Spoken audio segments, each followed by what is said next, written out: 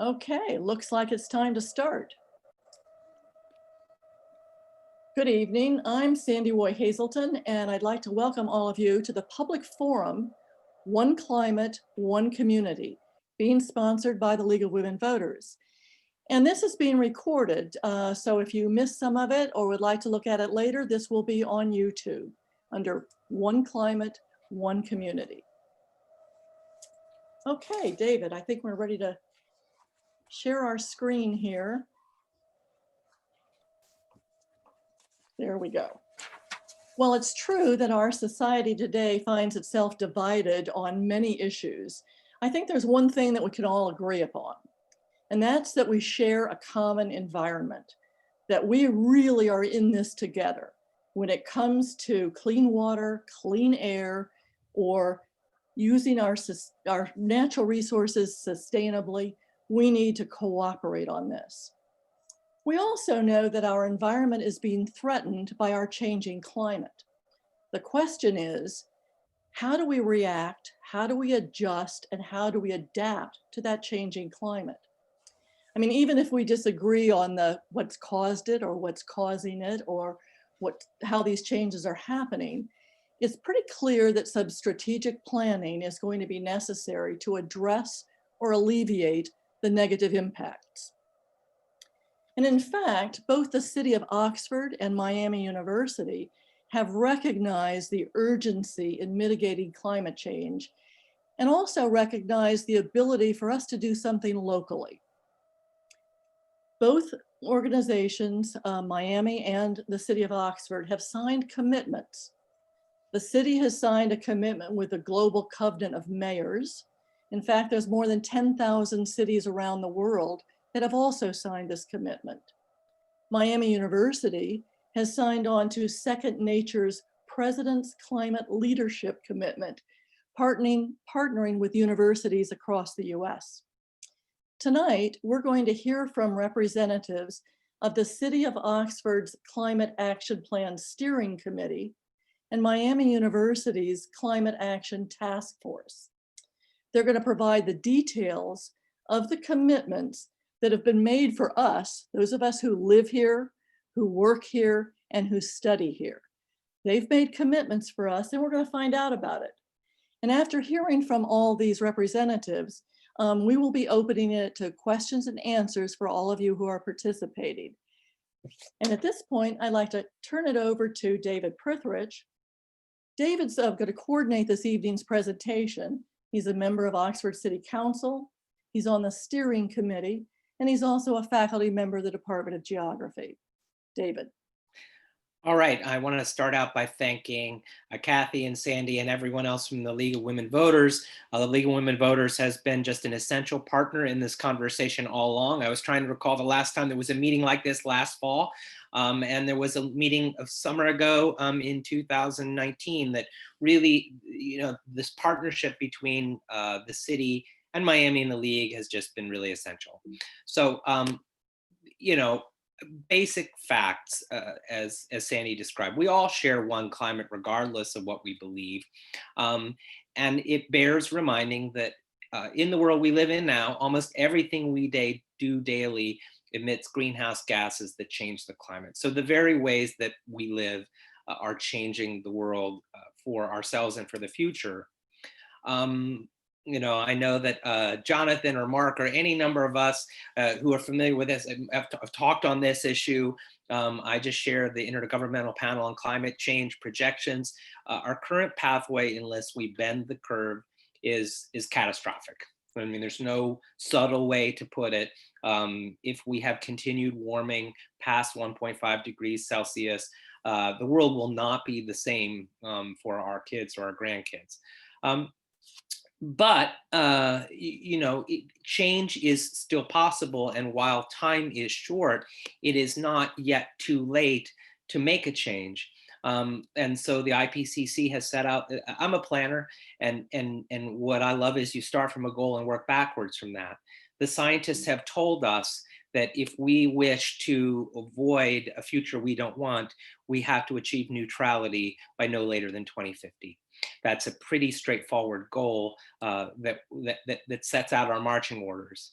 And while this is a global crisis, all emissions are local. And so, and while we certainly hope the federal government could take a more active role in leading us, there is so much that we can do locally through our local climate actions and our partnerships. So what we'll be doing, and I want to just kind of frame this generally, we'll talk first about what the city of Oxford can do, because we are one community, but we are different jurisdictions, okay? So different organizations have a different domain.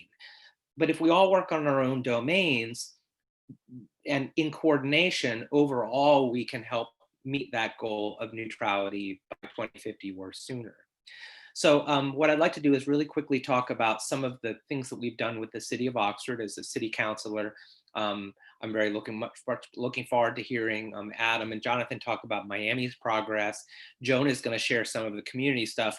And then what I'm really anxious about is the conversation about how we can work together as a wider community, because that was what was so inspirational about the League of Women Voters forum that you had in the summer, I guess, a year and a half ago, was all of the diverse efforts. So let's talk City of Oxford, which is the domain that I'm most directly involved in right now. So what we have done unanimously, Oxford City Council last year voted to make a commitment. Climate action starts with a commitment. And for cities, that's something called the Global Covenant of Mayors. And what that means is you take concrete measures that have long-term impacts to tackle these interconnected challenges of climate change, mitigation, and mitigation means avoiding emissions and future emissions, but also we need to adapt because the climate's changing. It is changed and it will change. So we have to adapt to that future. So it's a commitment to reduce and avoid greenhouse gas emissions, prepare for the impacts of climate change, increase our access to sustainable energy, and we need to track progress.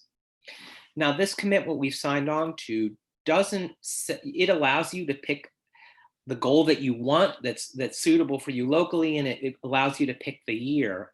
But if we believe science, and I think there's no other responsible path other than targeting neutrality by no later than 2050. It's a big goal, but 30 years, a lot can change. So what I'd like to do now is describe the steering committee. I'm going to turn it over to our chair, Mark Boardman. What you need to do then in making this commitment to neutrality, what we need to do is change the way decision-making happens in the city of Oxford. And that what we created was a steering committee to help set the policies and those directions. So I'm going to turn that over to Mark, who can talk about the charge of the committee and who council put on the committee. And then I know Jason's going to talk about some of the things the committee and the city have been working on.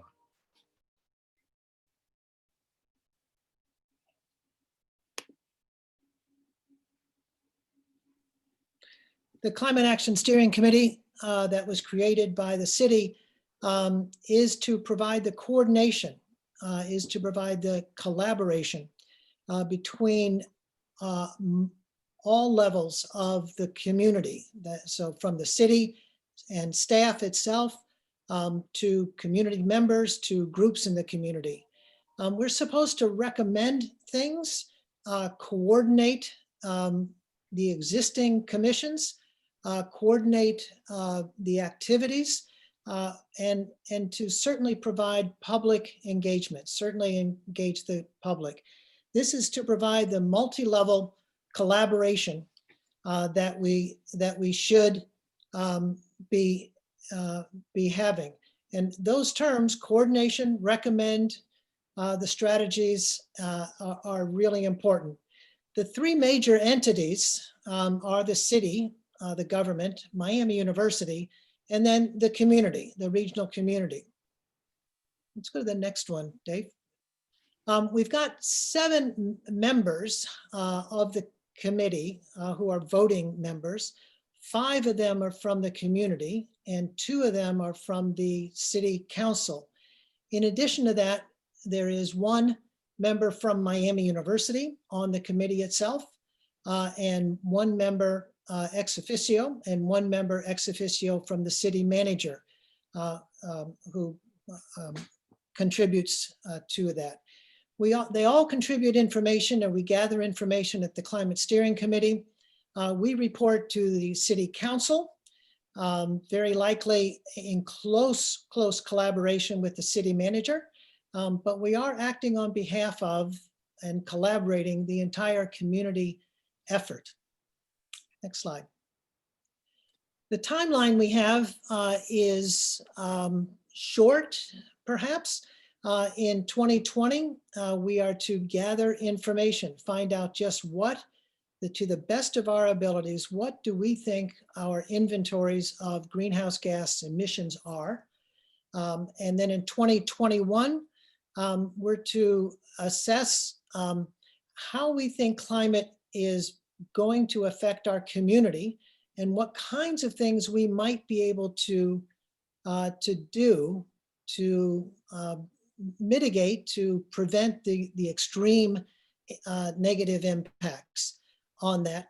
And then in the third year, 2022, the plan is to present recommendations on how this can be achieved, how it can be achieved that we will reduce greenhouse gas emissions, and also begin to prepare for some of the climate change impacts that we certainly expect.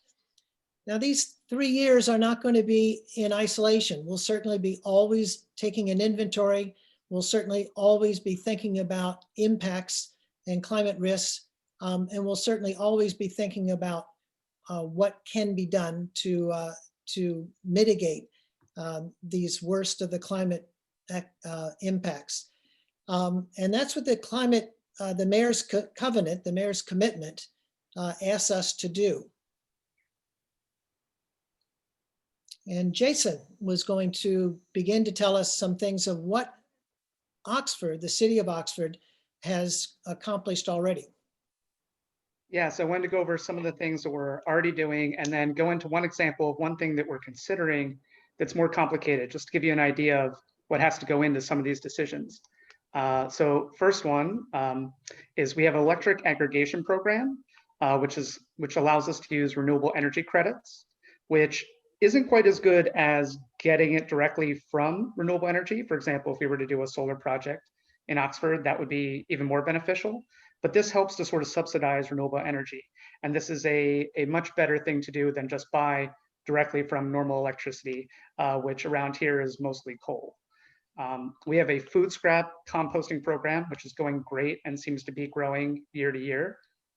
We have an ongoing retrofit of streetlights to LED, and this is a huge one. This has giant environmental impact, but also will have great financial benefits over time. We will save a lot of electricity and a lot of money on that electricity by going to LEDs. We have continued expansion of bike and pedestrian infrastructure. We're working on the Oats Trail. We have portions just finished and more to come. So that's always great because obviously transportation is one of our biggest contributors to climate change. We have upcoming is a city electric vehicle purchase and also a charging station, which is great because obviously we want to promote electrification of vehicles if we can. And then just as of last night, council agreed to devote $100,000 towards climate change and emissions reductions. So we're definitely doing some good things and we're going to keep doing them, and there's a lot more to go. But I wanted to get into, and if you could switch now, David, one of the things we're looking at is, a lot of people don't know, we have a old closed landfill in Oxford, sort of way behind SDS. And you can see on the right picture, some of these vents. So when you have a landfill, you have anaerobic decomposition that produces greenhouse gases. It produces carbon dioxide, produces methane, and these things are not good. And there might be ways that we could mitigate that, and we're currently looking into. If you could flip to the next one. So if you look on the left, you can actually see sort of the life history of an average landfill and the different gases that are produced by it, right? And these come out the vents that you saw in that right picture, the big white pipe going up.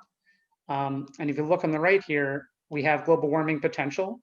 And on the far right, it gives them relative to each other over a 100-year time span, although often we look at a 20, 25-year time span.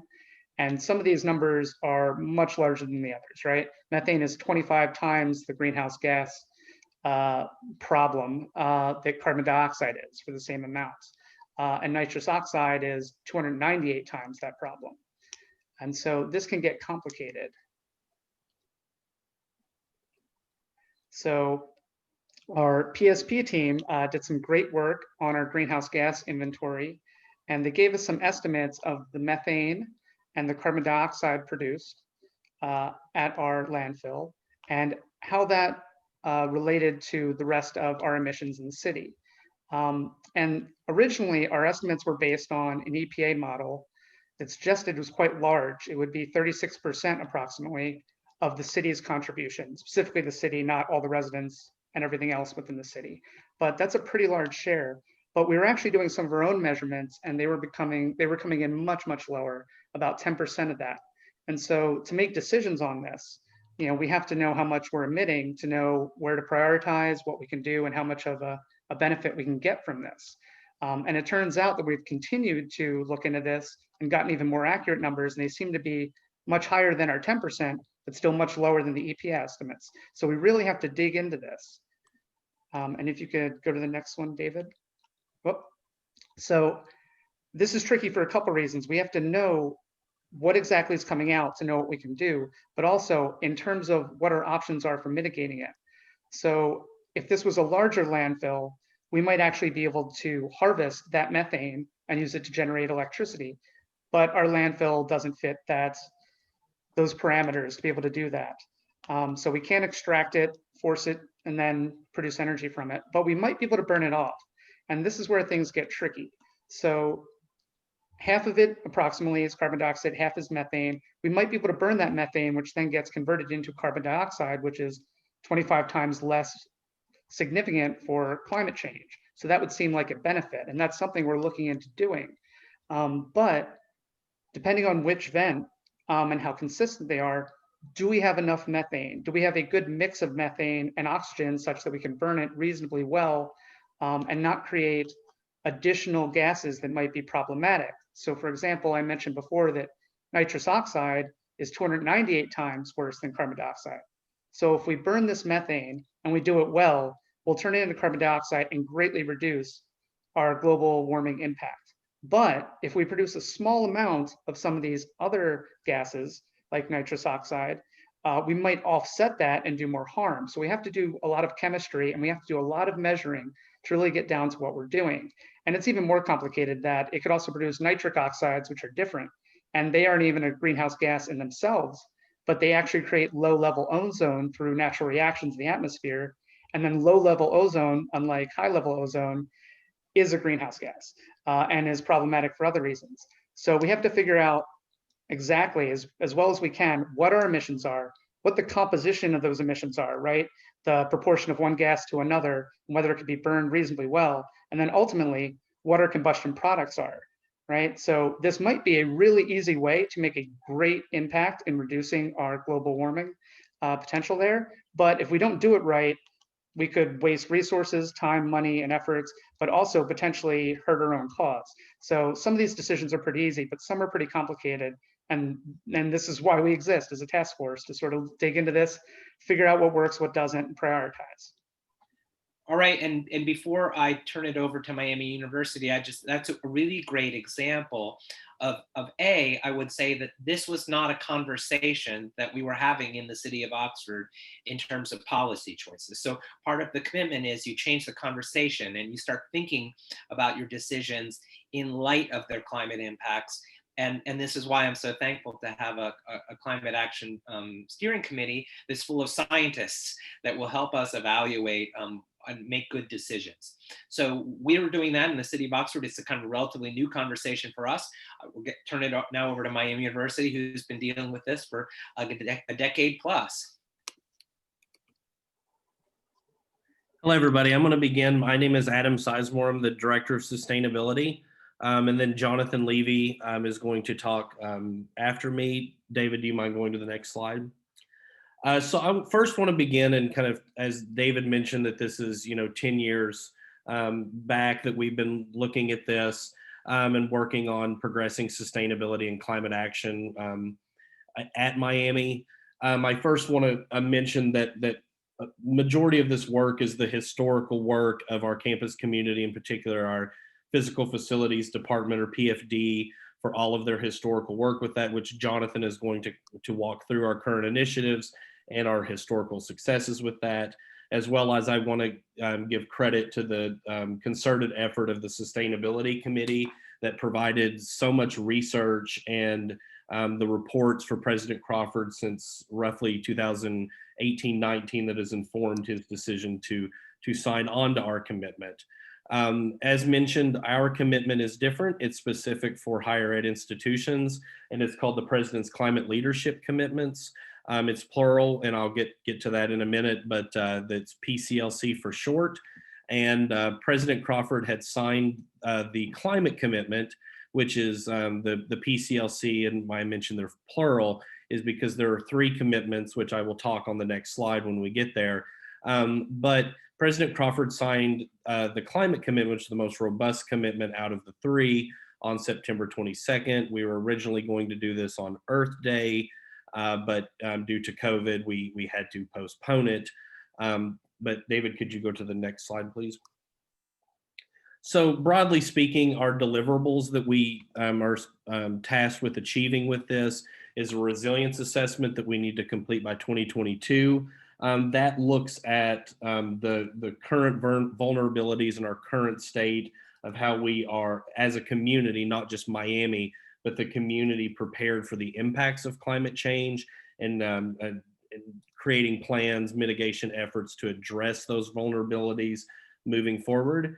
And then the second deliverable is a climate action plan, which details our plan to mitigate our emissions that result from Miami University, as well as a target date for achieving carbon neutrality. As I mentioned before, there are 3 commitments, and we signed the climate commitment, which is the most robust one. The climate commitment meant that we address both resilience assessment and the climate action plan.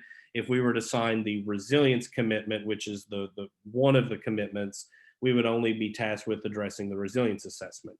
If we were looking at the carbon commitment, we only look at the climate action plan and not the resilience assessment. So with the climate action plan, we're looking at both of them together. And there's a lot of measures in there to increase community collaboration with the climate commitment. I very briefly, in lieu of time, but want to go through kind of our structure of our what's called our Climate Action Task Force that Jonathan and I co-chair. President Crawford had appointed Jonathan and I to be co-chairs back in the early spring before COVID. But really, as we approach the September signing date, Jonathan and I started thinking real seriously about who's going to be on this committee and what is going to be the makeup of the committee. So after countless conversations between us, we decided to create what was called the Executive Steering Committee that makes up part of the Climate Action Task Force. And we went through and thought of all of the various different angles that go into climate action, because their climate action plan is not just about mitigating, addressing resilience or just mitigating the carbon emissions. It's about integrating it into the student and campus experience, integrating it into curriculum, into research, all sorts of things that make the climate action plan, that extend the climate action plan beyond just mitigation. So in lieu of time, I'm not going to go through everybody here, but I do list this here for folks to see the wide range that the approach that we did take with this. That's in total 17 individuals. Now this is just the Executive Steering Committee. These are what Jonathan and I call the lead individuals on this area. The Climate Action Task Force is going to grow over the course of time, because each of these individuals, as they start to get down into the weeds and understanding what are target goals, what do we need to do to progress our efforts further, they are going to start creating subcommittees of student, faculty, and staff based on those target areas. We're still in the early stages of that. So we don't really have official subcommittees created yet, but they will be emerged over the course of time. So as again, I said that, this effort, was really kind of piggybacking off of our historical efforts that was able to kind of project us into the next stage. And I will give it over to Jonathan, who will go through many of those accomplishments.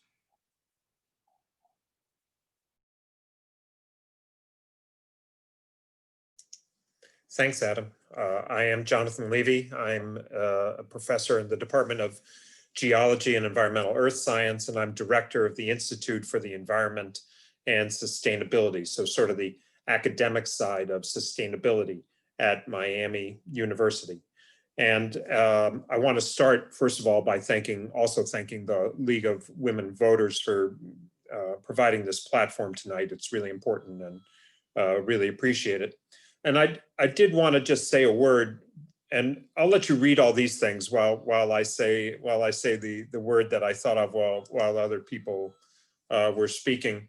I do think that there's a special role for universities in this climate change mitigation process. First of all, universities do research. We provide answers to questions.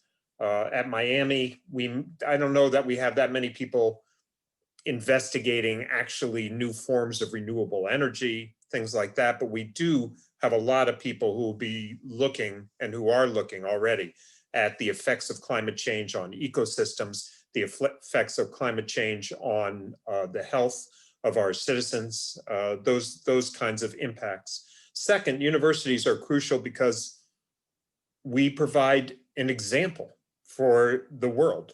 I think that universities have to be leading this effort. We are the ones proclaiming that we have some knowledge and some wisdom. We need to be leading the way. We need to be maybe even more ambitious than other entities in reaching targets of carbon reductions by a certain amount of time.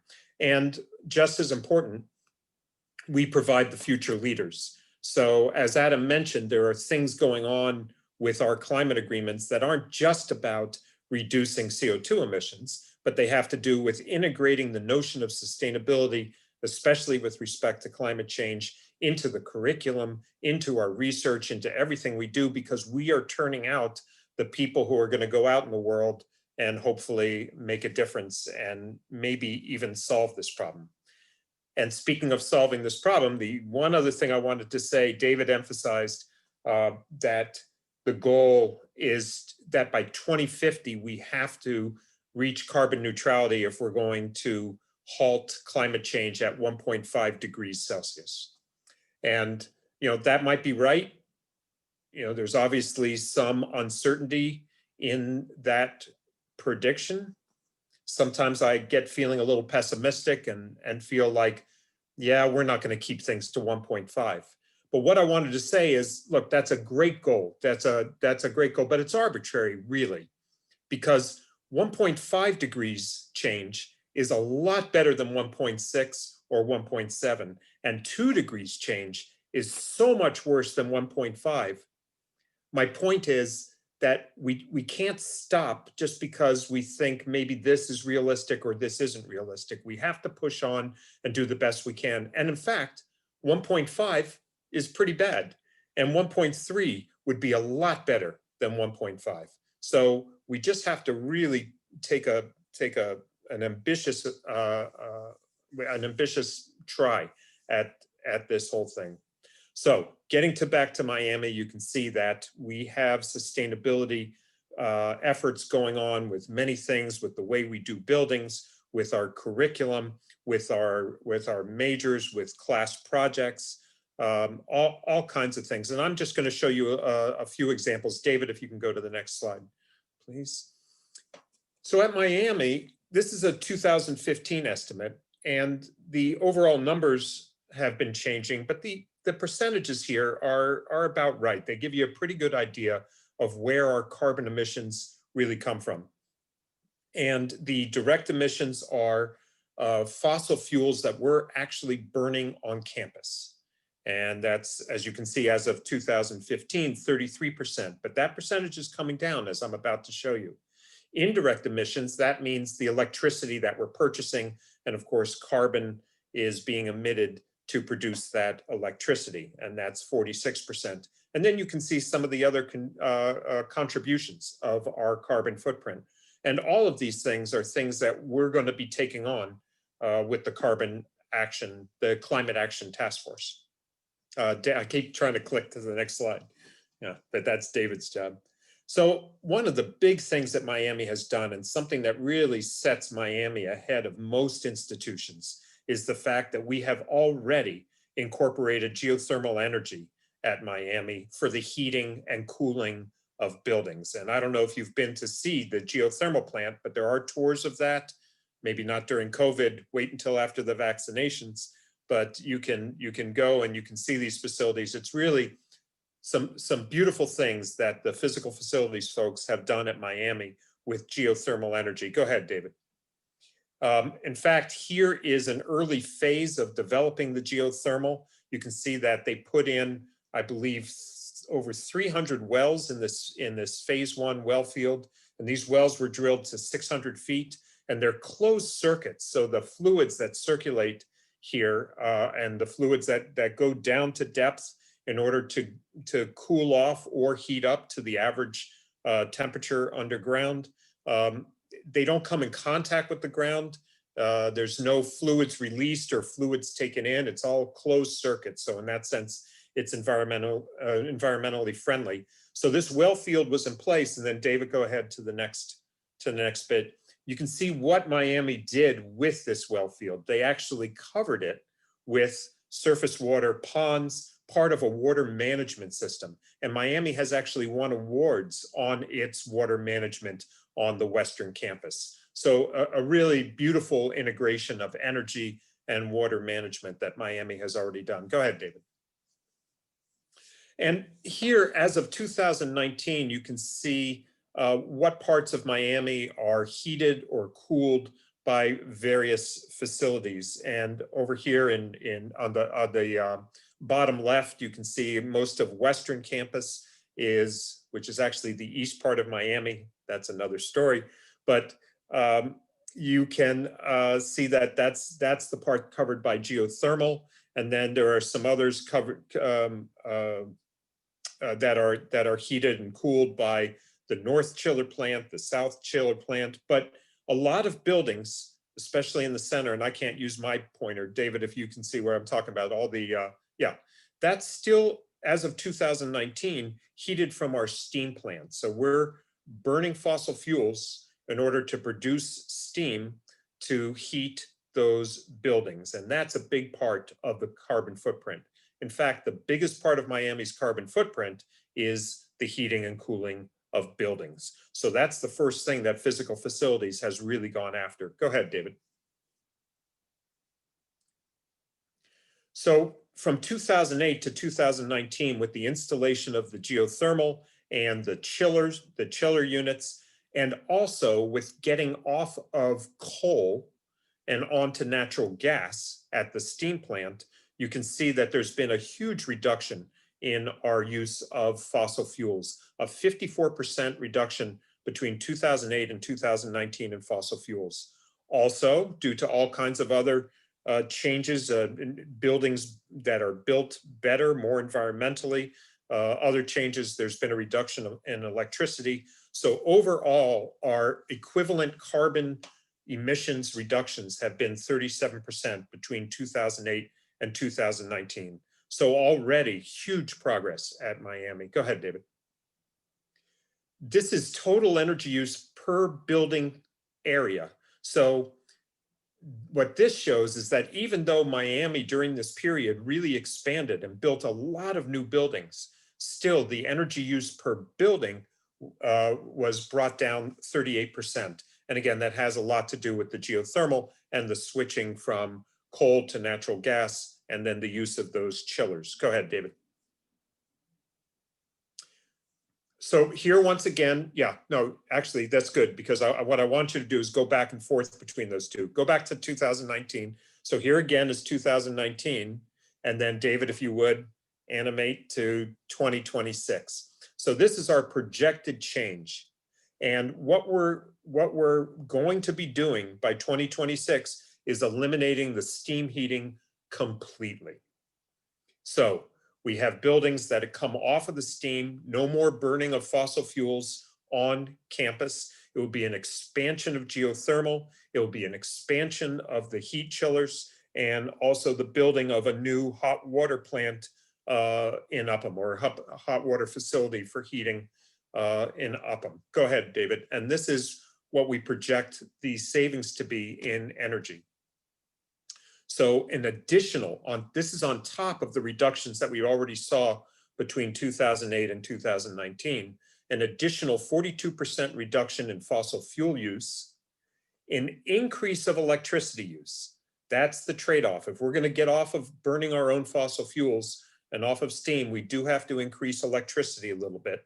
And I do not really know about how heat chillers work, but it has to do with the chillers. But overall, we're projecting an additional 23% reduction in overall energy use on the Oxford campus. Go ahead, David.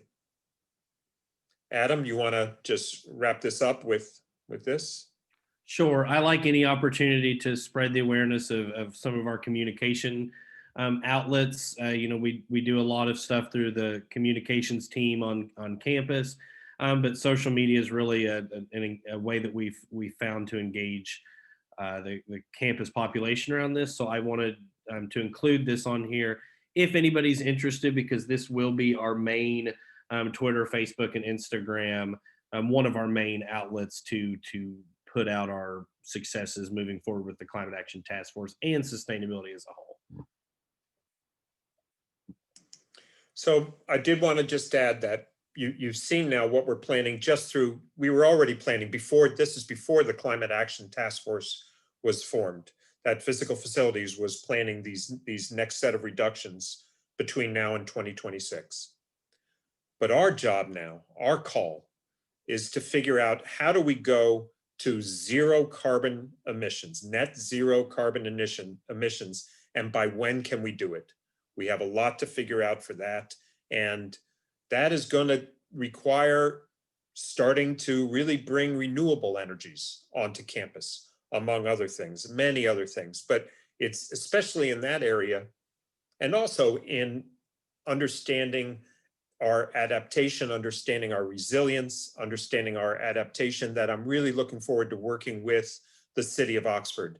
I think that the city and Miami can really work together, maybe even to the extent of building some renewable infrastructure together at a way that would save money for both of us.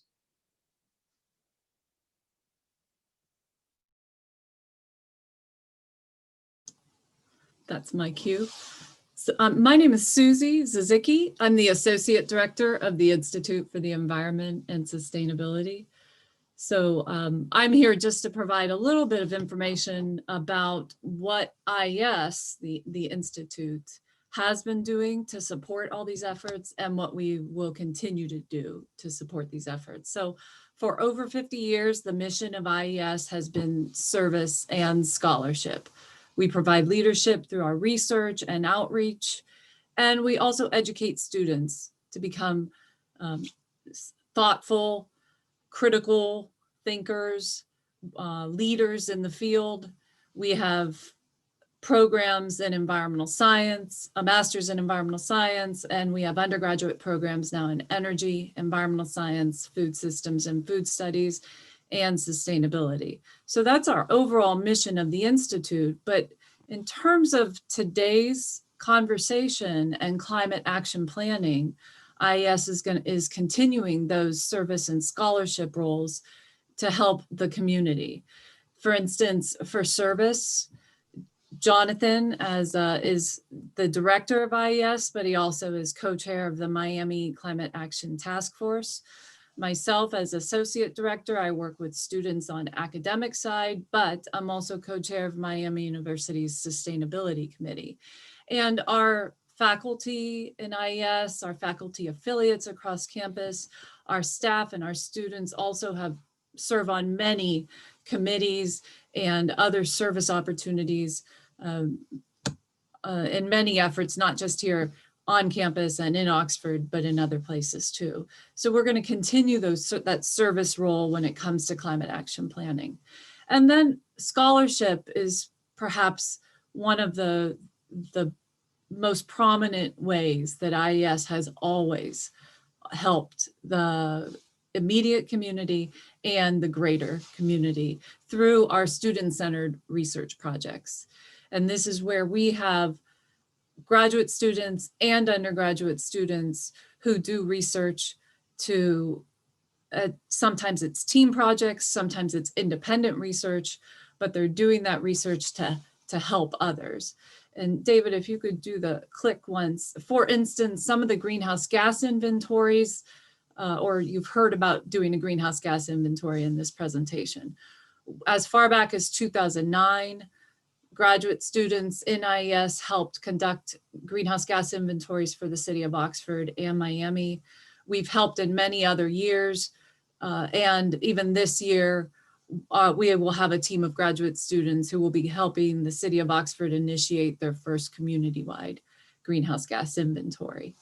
And the next click, David. When the city of Oxford was trying to evaluate whether they should sign the Covenant of Mayors, they asked a team of students to conduct a feasibility study. And we helped examine all the requirements for the covenant and provide some guidance on the implications for signing or not signing. David? We have students right now researching what are carbon offsets. That's possibly something the university is going to, and the city might have to look at in order to reach carbon neutrality. We have at least one student currently researching that, actually two, and there's many opportunities for students to become engaged in not just the research for what are options for carbon offsets, but if we actually initiate projects to offset carbon emissions, students can be engaged in those projects. Next click. There's been mention of this resilience assessment. Climate action planning is not just about mitigating your greenhouse gas emissions, but it also is preparing for the impacts of climate change, to become resilient, understanding your risks and your vulnerabilities. Both the City of Oxford and Miami University, under their respective commitments, have to conduct resilience assessments. And they are both required, based on their commitments, to do it community-wide, collaboratively.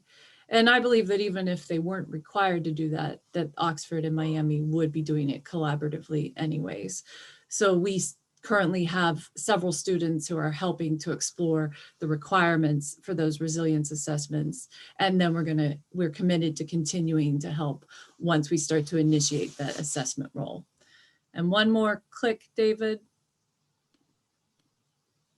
And these student-centered research projects, it could just go on and on. There's so many opportunities with the climate action planning, not just IES students, but IES is committed to finding students across campus in any department who are interested in getting experience and expanding their skill sets so they can really become leaders once they graduate and go off in their careers. All right, thank you, Susie. I should have provided an introduction, but yeah, Susie's work and the work of IES has been so instrumental in engaging students. And then the last person that we'll have talking tonight before we open it up to the public is Joan Potter Summers, who's going to talk about coordination and partnership. Well, I guess what I'm going to just say first is that the challenge here is we're different jurisdictions, but how do we make sure that the whole is greater than the sum of the parts? So for example, we're talking about, we in Oxford signed the Global Covenant of Mayors slightly before Miami did, but are these two parallel efforts, or are they really one effort with two tracks? So I think we've got such great coordination and communication going between Miami and Oxford. so that it's really just one effort. We need to work on our own spheres, but we're working together. Those two jurisdictions together cover a lot of it. But even the city of Oxford, most of the city of Oxford is not managed by the city of Oxford. It's people, it's residents. So what I'm really happy to have is Joan talk about some of the partnerships that we're trying to make with those people, because without others in the community, citizens in the community, Oxford, the city of Oxford can't do this alone. So Joan?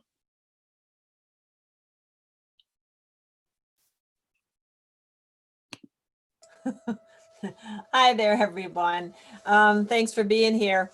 Again, my name is Joan Potter Summer, and I have taken on the role in the committee as a coordinator of outreach.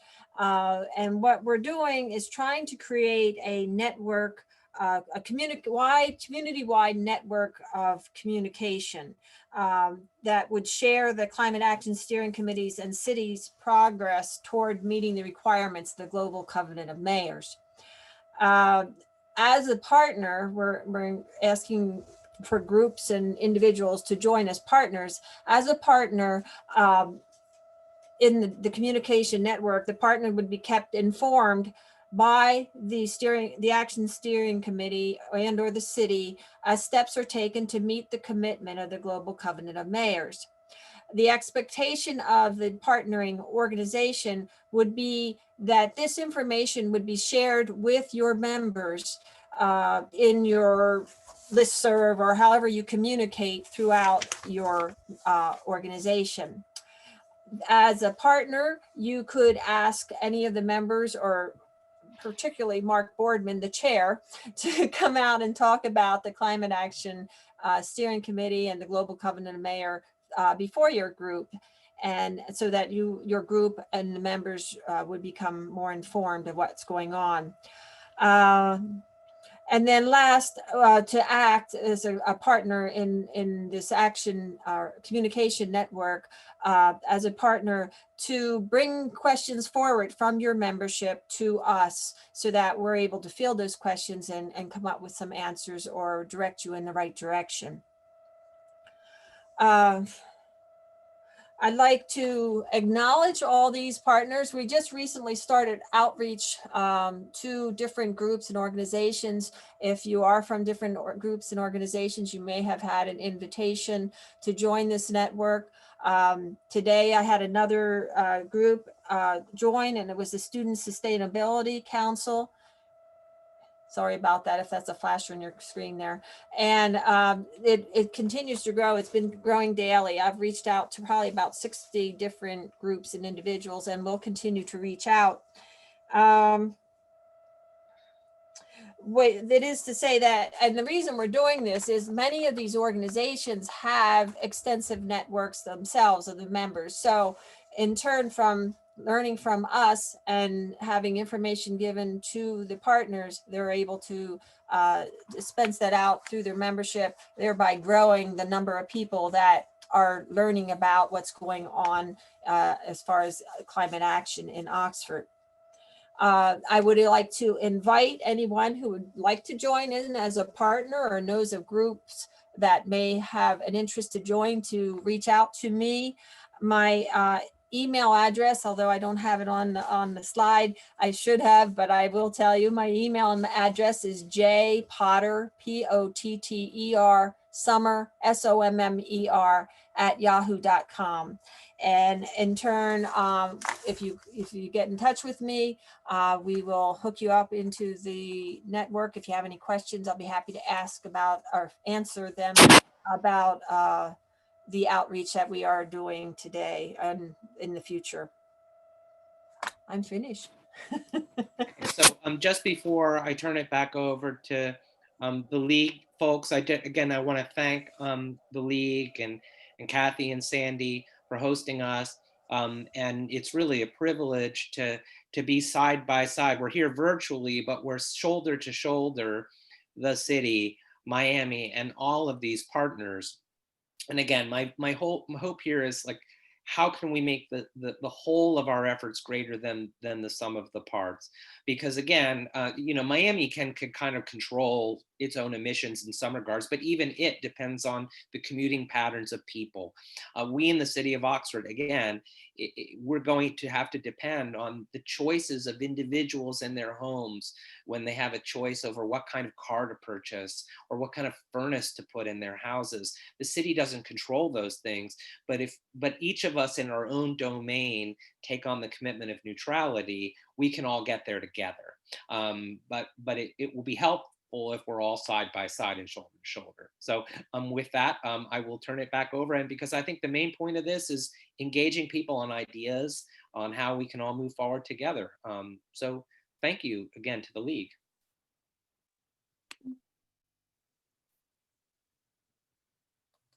Okay, I'm going to ask Kathy, have we had some questions come in?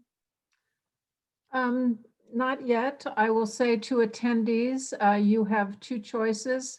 You can raise your hand, and then I will see that you have your hand raised and I'll unmute you. Or if you would like to type your question in the QA box, then I'd be happy to read it to the panelists. So we'll give people a minute to raise their hand or type something in. Well, I'll take the time to say thank you very much to all the panelists. And I think you can realize how lucky we are in this community to have citizens who are very active and interested in actually stepping up and actually trying to deal with this. And then, as Jonathan pointed out, the university community who has been working on this crisis for many, many years. It's not something new.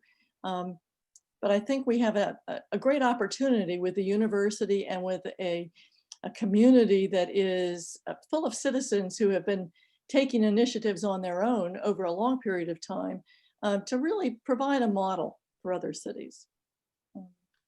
Okay, we do have a couple questions typed in. I'll read the first one from Mark Gilmore. Are lighting and upgrades / retrofits to LED being implemented with dark sky light trespass considerations? If so, is there coordination between city and university? That's the first question. And his second question is mammal and avian friendly lighting color temperature in degrees Kelvin also being considered? I'm willing to volunteer on this subject. Wow. So I'll jump in, not because I know the answer, but I'm not sure, unless there's anybody else from the city who might know more than I would. I think this is a really good question. When we had the comet just this past summer, it just dawned on me, as we do these retrofits, are they going to be dark sky compliant, and can, in retrofitting them, so it's a good question, Mark, and I will ask that question because I don't know whether we're just retrofitting the bulbs or whether we're retrofitting the hoods on the lights too. And I look forward to talking to you more about some of the concerns about the lighting color. The money has been budgeted to do the lighting fixtures. I don't think it's been put out to bid yet. So I think now's the time to have the conversation about what we're expecting from our fixtures. And this would be a good time. I don't know if someone else knows more about this than I do. I don't know if anyone from the city here would know more than I would, but. Okay, yeah, thank you, David. And a question from Jenny Fisher. Is it feasible for the city and the university to have a solar panel field? I think that, you know, if you're talking about the city or the university sharing a solar field, there's a lot of utility that Miami would need and the city would need, and all of the space that is needed for a solar field to share it. I don't think would be feasible in that sense, but I think that, you know, solar is absolutely an option, you know, for both entities to consider in different ways and how it makes sense for them, or for Miami and Oxford to utilize together. I guess I'm going to disagree a little bit with Adam in that I think sharing could happen, and I think the president has posed the question, so he's open to the idea of that. And in fact, he even said, what about the landfill? At the same time that we're doing this other work, there's a big space unused. Is that a place where possibly we could do this? We're a ways away from saying, yeah, we can do that. There's a lot to look into, but I think the possibilities exist. And again, if we invest together, there might be some sort of cost savings. But Adam, who works in physical facility, he might have insights that I actually don't have in this case. Well, I would just jump in to say from the city's point of view, I mean, I think that I would speak for council in saying that council is really interested in renewable energy. A number of councilors, really would like to push beyond renewable energy credits to actual generation in the community. And I believe those things are best done at scale. And I know that, the city through our aggregation program has a certain amount of purchasing power. Miami University purchases a lot of electricity, and Adam probably knows what the annual budget is. And so whether that's a shared field, whether that's something like Cincinnati has done in terms of a purchase power agreement with a third party vendor, I think we're just at initial stages in those conversations, but I'm optimistic we can start really evaluating feasibility. I think the city's ready to start talking feasibility, and I hope Miami is too. And I think it's just a matter of moving forward and exploring options. All right. Anyone else on that question, or we have another? Steve Dana would like to know, with respect to the parameters of this work, where does Oxford Township fit in? Second, what is an example of an achievement of resilience research?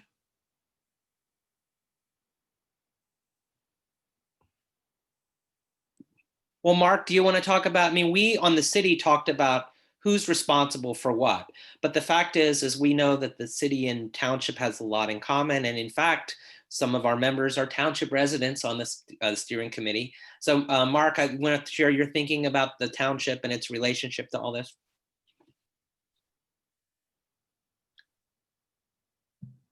I'm a resident of Milford Township, not city of Oxford or Oxford Township. I've been in communication with our township trustees. Milford Township is a partner, so they will be in close communication with everything that goes on, and they will be asked specifically to contribute whatever they can, whenever they can.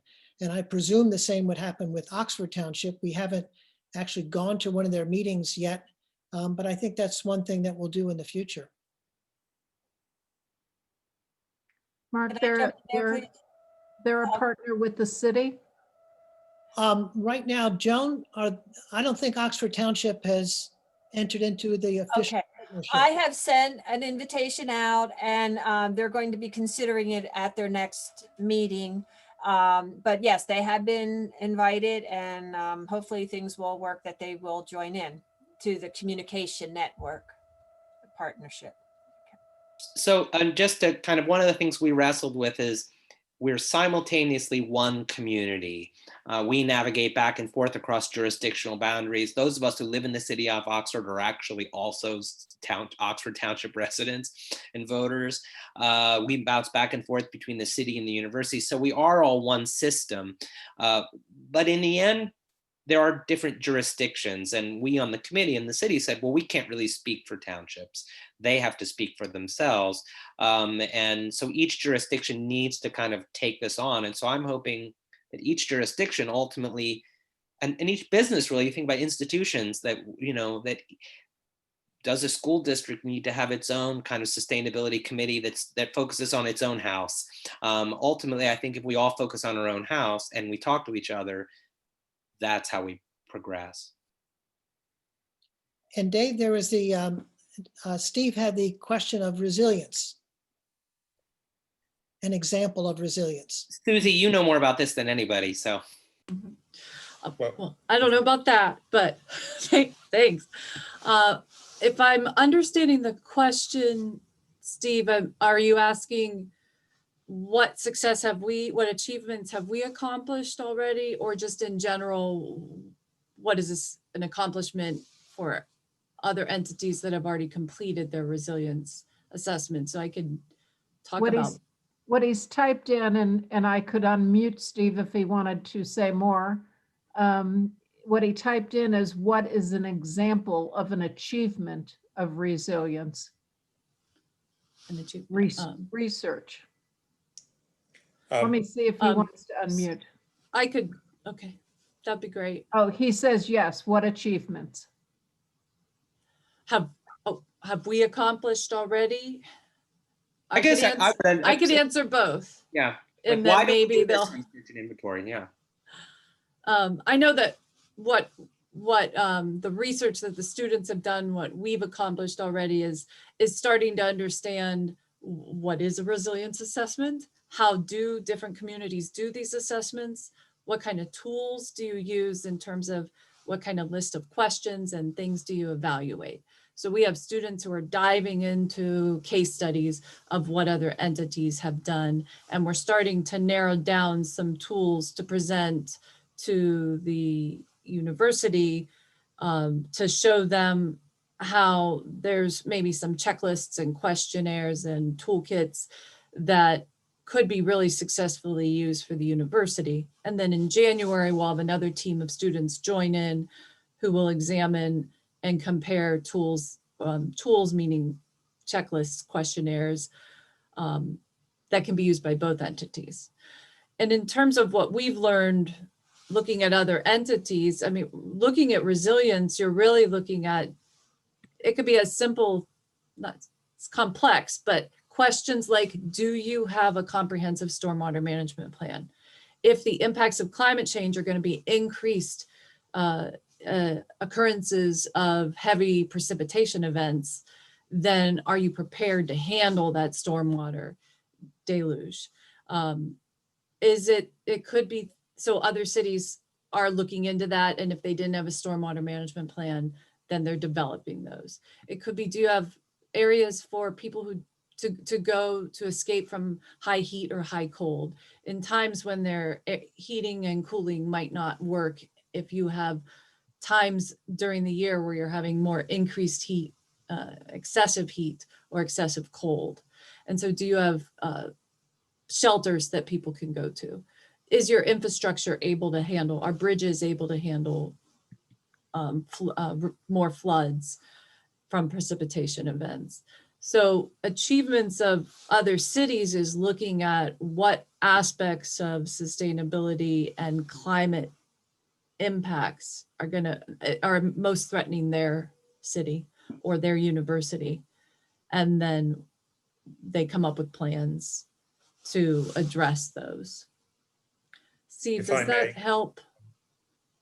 Can I just add something? That was a great list.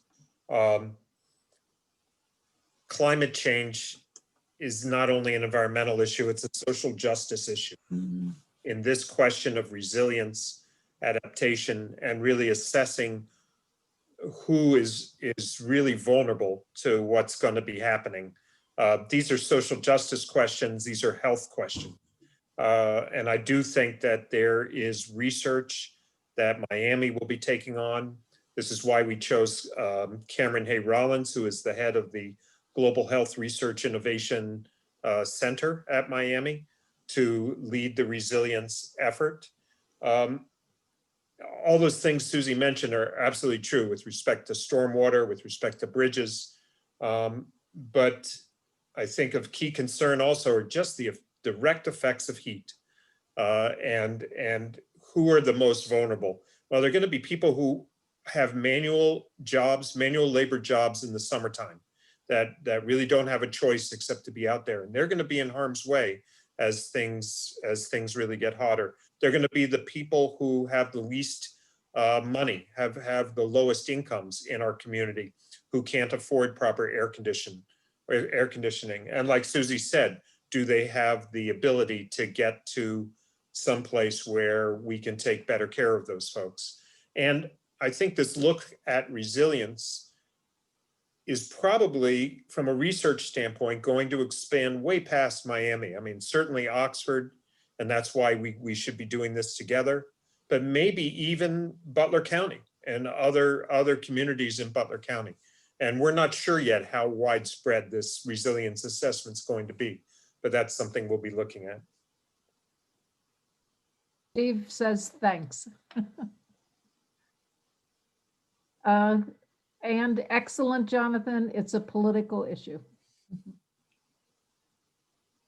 Okay. Kathy, do you mean there's people who don't think this is happening? Can't be. I don't think so. Not here tonight, maybe.